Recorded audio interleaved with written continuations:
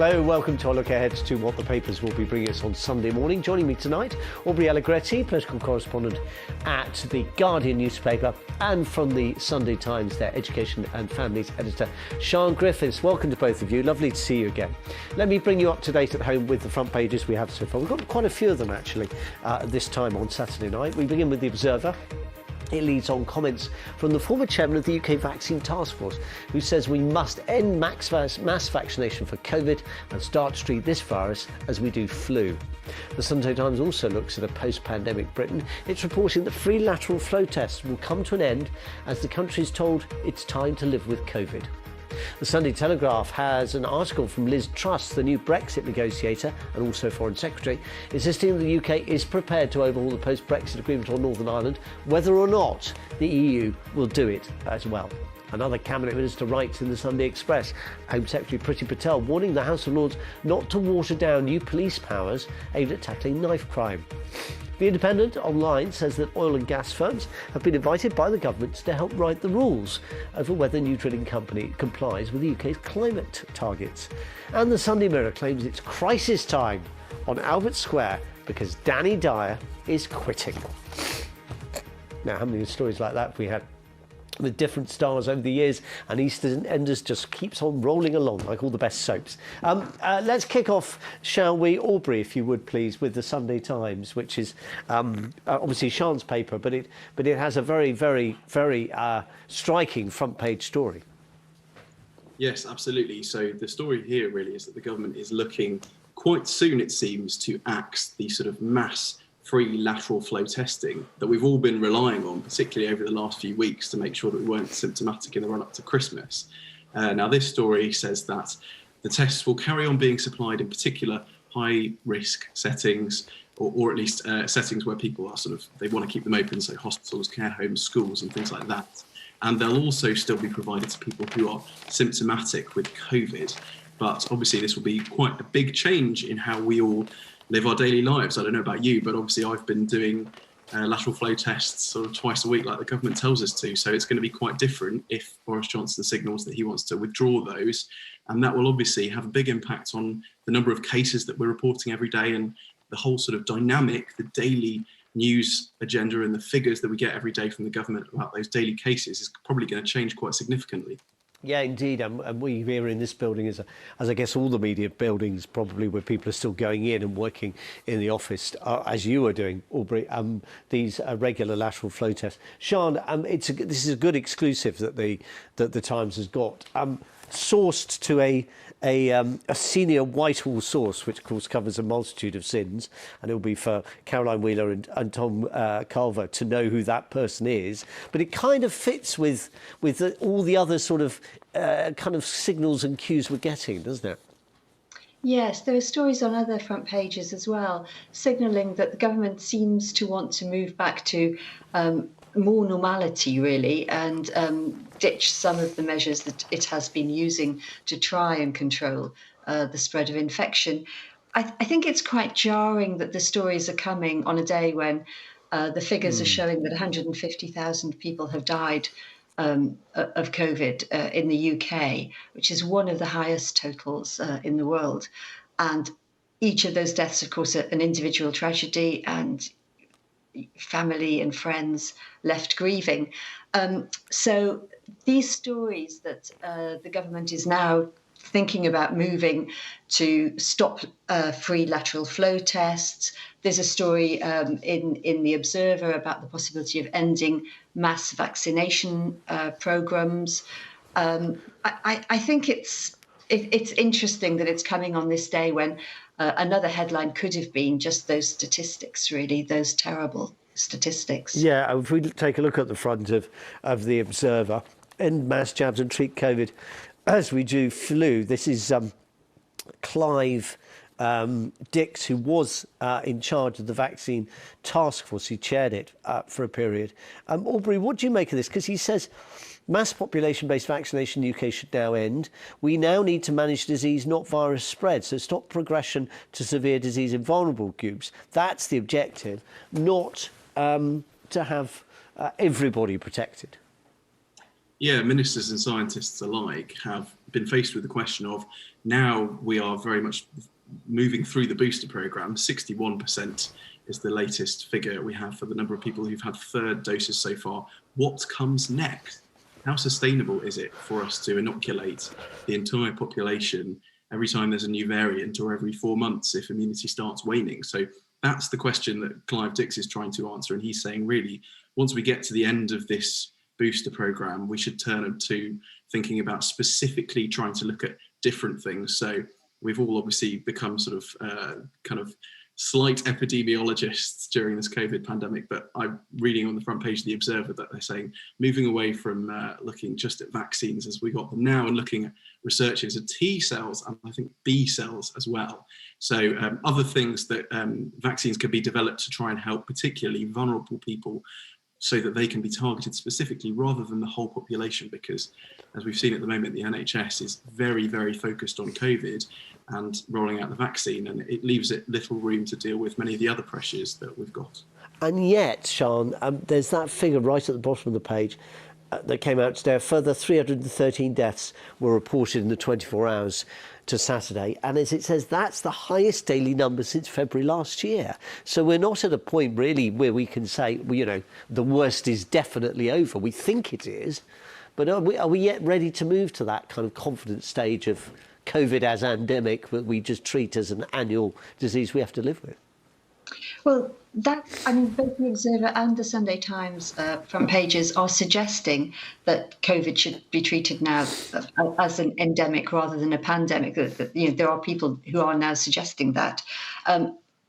As a disease more similar to flu that we're going to have to live with. I think it's Nadine Zahawi, the Education Secretary, who says in the Sunday Times that, we're going to have this for the next 5 or 6 years. We have to learn to live with it. But you're right. I mean, the numbers, in the last couple of days have been very, very high. So it doesn't look as though we're at the peak of the current wave of infection, and that there is some way to go. Nadim Zahawi in the Sunday Times also says that we've got a very, very bumpy couple of weeks ahead of us as we reopen schools, as 1 million students cross the country to go back to university. We could see infection rates going up again. Yeah. Aubrey, take us to the other story, one of the other stories on the front of The Observer. Djokovic pictures add to visa controversy. He's claiming that he was exempt because he'd been recently infected and therefore had the antibodies and so on. But he wasn't exactly behaving like somebody who was infected. Yeah, so I think basically court documents have been released that show the date on which Novak Djokovic claims that he got his positive COVID-19 test results, and that was the medical exemption that meant that he didn't need to prove his vaccination status to gain access to Australia. So now we knew the date, and then clearly people have found pictures of him out and about, we're told in the newspaper, at indoor sporting venues without a mask on. And I suppose that's perhaps kind of casting doubt on the suggestion that he maybe did get his test result that day. We'll have to wait and find out. And obviously Novak Djokovic has been in this hotel in Melbourne for 2 or 3 days now. But it's obviously an issue that's taken a lot of people's attention and is really sort of getting to the heart of the whole kind of vaccine question. Exactly how much should people have to prove that they've had it in order to gain access to certain things? And in Australia, because of the intensity of the border restrictions there, that's a very, very sore point for people there. But people who have lived outside and are kind of watching, it's a little bit less, bit less strange, because we think actually, we're not quite used to those very intense border restrictions.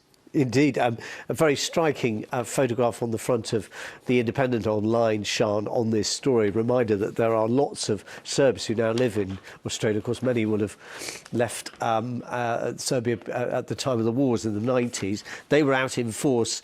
The story in The Observer rather suggests that they may be backing the wrong horse, as it were. Maybe he hasn't been as good a boy as they think.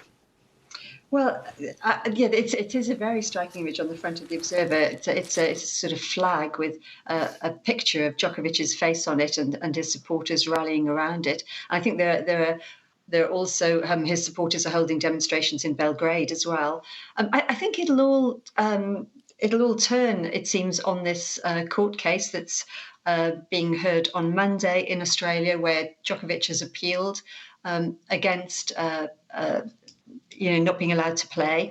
And I think if he loses that, and there have been quite a few lawyers on the television today suggesting that he probably will lose that, then he will be deported. And then I don't know what lengths his supporters will then go to continue the whether debate. They might boycott the Open or whether they might be demonstrating at the event, who knows. Front of the Telegraph, Sian, Truss, I'll use Article 16 if EU want Ben. I mean, I guess this isn't going to come as a huge surprise in Brussels, is it? I mean, it says that the article says that Maros Sefcovic, the EU negotiator, Vice President of the Commission, is due to be hosted by Ms Truss at Chevening, the Foreign Secretary's country pile, on Thursday. So this kind of pre-meeting sort of tactics is probably not hugely unexpected, but understandably top story for the Telegraph. Yeah, I mean, it's saber-rattling, I think, by Liz Truss in her first big role as taking over from Lord Frost, heading up the post-Brexit negotiations. And yeah, she's talking very, very tough. She says she would invoke Article 16. If we have to use Article 16, I'm willing to do that. But we've heard this kind of tough talk before on both sides, actually, and nobody has triggered it yet. Yes, even the Commission did it and then backed down in a matter of hours over vaccine a year ago. Aubrey, there's no Frost, but no sign of a thaw yet. Not yet. And I mean, I remember in the autumn when people were talking about would there be a breakthrough with the Northern Ireland Protocol? And absolutely not. This is an issue that will go on and on and on. And I think is quite interestingly one of the reasons that actually the leadership challenges that Boris Johnson faced quietly going on in the background never really kind of got fully to the surface, because COVID is still very much ongoing. The issue of Brexit is also very much ongoing. And I'm not sure that very many Conservative MPs feel like they want to sort of switch a leader while these issues still remain unresolved. Liz Truss, obviously, she supported Remain in the referendum and has sort of tried to convert herself as a newborn Brexiteer. So she's obviously employing the very tough language. She knows that's what the members will like to hear, and particularly the Telegraph won't have her to get that sort of positive PR as well. A couple of things to do before we go. Green file payments, according to the House Commons Public Accounts Committee, Sian, risk big food price increases. Is this the government's solution to getting rid of the old farm subsidies?